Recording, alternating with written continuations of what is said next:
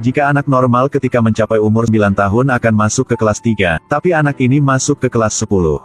Di hari pertama sekolah banyak orang yang memandangnya.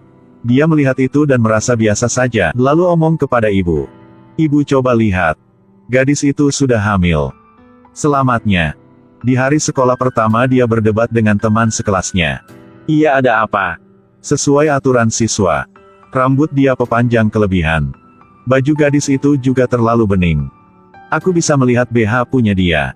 Guru tidak tahu harus omong apa. Guru ingin melanjutkan pelajaran, kata anak itu lagi. Ada apa lagi? Anda juga melanggar ketentuan halaman 48. Paragraf 5 halaman 8. Mustache. 这个男孩最大的爱好。 Anak ini suka belajar. Di kantin tidak ada yang duduk bersamanya tapi dia tidak merasa kesepian. Karena dia sedang fokus berpikir keluar angkasa. Meskipun IQ dia sangat tinggi tetapi EQ dia sangat rendah. Keesokan harinya, seorang profesor dari Departemen Penerbangan datang ke sekolah. Dia menganggap dirinya benar. Mengatakan bahwa untuk mempelajari alam semesta, roket sangat mahal untuk ditembakkan. Anak itu mengangkat tangannya.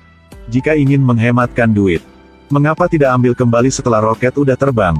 Daripada membuangnya ke laut. Ide yang bagus. Tetapi teknologi tidak memungkinkan. Kenapa tidak bisa? Karena hal ini sangat dijelaskan.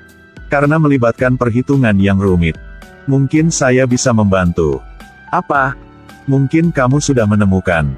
Profesor itu tidak menanggapi pertanyaan anak itu dengan serius. Dia juga menghadiahi anak itu dengan stiker alam semesta.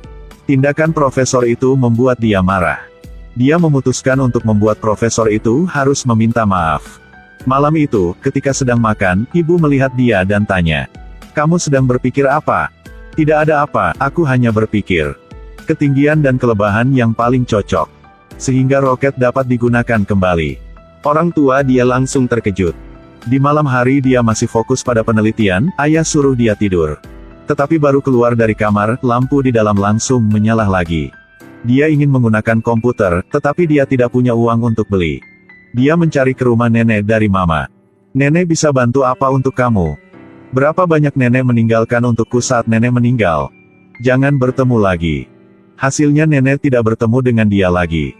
Dia harus menggunakan komputer perpustakaan. Setelah beberapa hari mencoba, aku berhasil menghitungnya. Iya betul dia sudah berhasil. Bocah itu segera mengirim dokumen ke Departemen Penerbangan. Bocah itu sangat bersemangat tetapi hari demi hari kotak suratnya masih kosong. Dia sangat sedih, tidak punya daya hidup.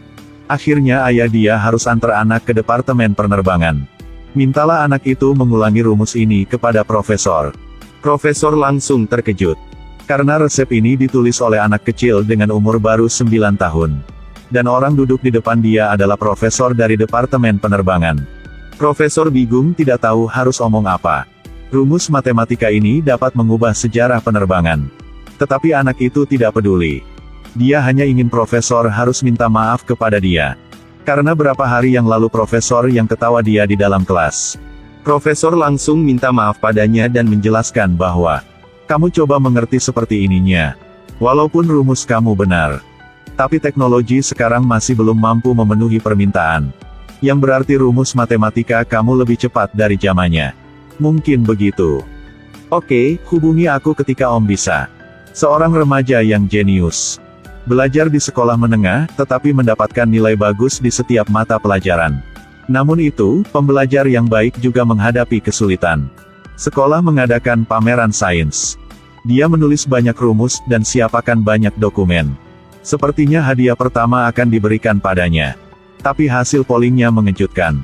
Mereka memberikan hadiah pertama kepada seorang gadis kecil yang membuat bola, ketika disentuh membuat rambutnya berdiri seperti tersengat listrik. Dia langsung bertanya, apakah kalian sudah gila? Kalian benar-benar gila. Kalian menyembah yang tidak jelas. Paham? Anak itu menjadi suka memerintah, bahkan berdebat dengan guru. Sheldon, apa yang kamu sedang lakukan? Aku tidak mau menghargai guru. Kenapa?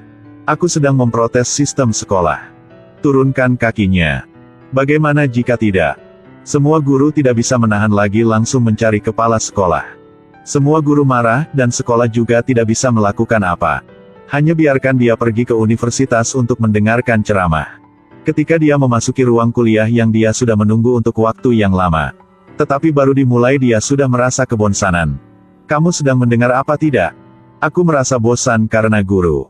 Apakah kamu sudah fokus? Iya sudah. Tetapi mereka belum, silahkan dilanjutin guru. Di hari berikut dia menemukan satu teman seumurnya. Hai. Siapa kamu? Nama aku Paege. Kau terlihat sangat muda. Kamu adalah anak siapa? Tidak. Profesor mendengar tentang esai kuantum punyaku. Jadi undang aku ke sini. Dua anak seumur 10 tahun sedang duduk belajar di dalam universitas. Mendiskusikan pengetahuan yang akan diajarkan oleh guru. Bisakah Anda menghitung kuark? Know how to differentiate under the integral sign? Aku tidak. Apakah kamu tahu cara menghitung brownies? Tidak juga. Jadi kamu bisa melakukan apa? Aku tahu kamu mengambil tempat duduk aku. Sheldon mengerti bahwa dia sudah ketemu seorang anak kecil lebih pintar daripada dia. Gadis itu mengolok-olok IQ-nya dia. IQ-nya juga jauh lebih baik dan semua profesor universitas lebih menyukainya gadis kecil itu. Hal ini membuat Sheldon tidak senang. Disukai oleh teman sekelas, IQ juga lebih tinggi daripadanya.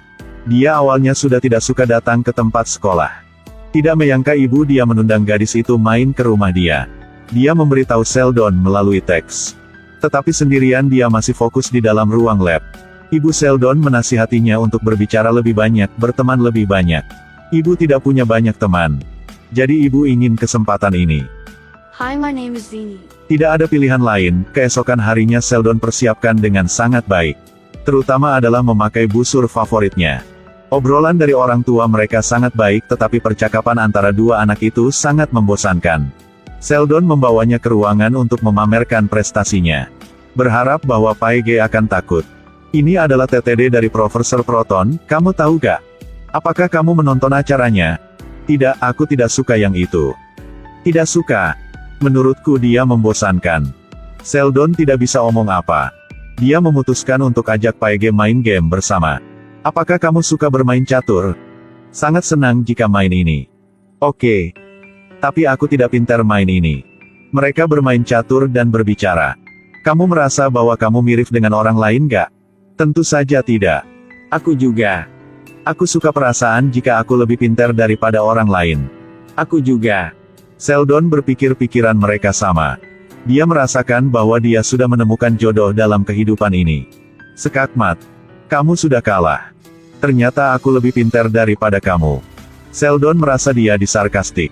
Ini adalah pertama kali dia marah. Lalu mereka bertemu lagi di tempat sekolah. Sheldon tidak perhatikan dengan Paege lagi. Lalu gadis kecil ini membuat semua orang di situ harus terkejut. Siapa yang bisa menebak dengan benar? Bagaimana cara menentukan tahun dalam batu bara? Batu bara 17 memiliki masa penurunan 5730 tahun.